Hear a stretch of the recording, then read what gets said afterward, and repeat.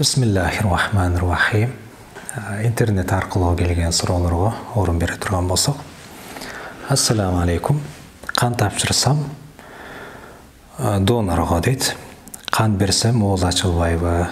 Жоқ, аны менен оз ашылбайды. Аны менен ораза бұзылбайды. Кечке чейин улай бергенге болады. Бирок қан тапшырган учурда ошондон асырап калуу, көзү караңгылашып, чыгылып калуу, ошо бир коркунучтар боло турган болсо, анда кан тапшырбай турганга туура келет. Ал ишке барганы жакшы эмес болуп калат. Эгер андай коркунуч болбосо, барганга дагы болот, аны менен ораза дагы бузулбайт.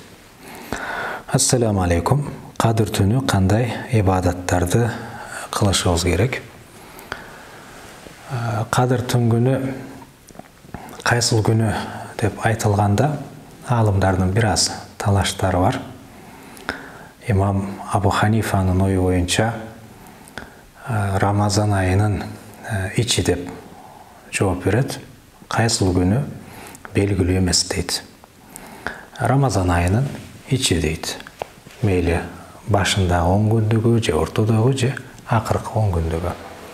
Окуучулары деле ушул ойго макул.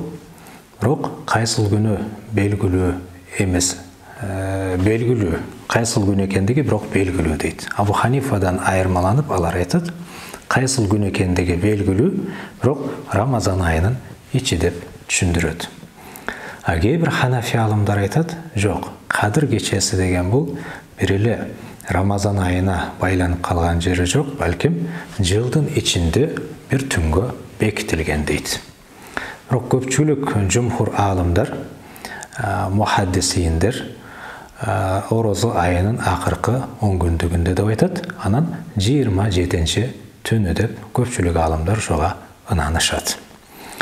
Анан ал күнү кандай амалдарды кылуу керек дегенде,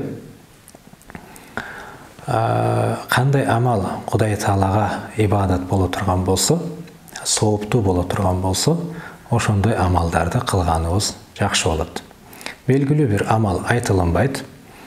Эгерде мындай бир баса белгилеп айта турган болсок, мисалы намаз окуу мүмкүн, Куран окуу мүмкүн, зикир чалуу мүмкүн. Кыскасы, кайсыл амал ибадат боло турган болсо, ошолордун бардыгын жасаганга үндөйт алымдар.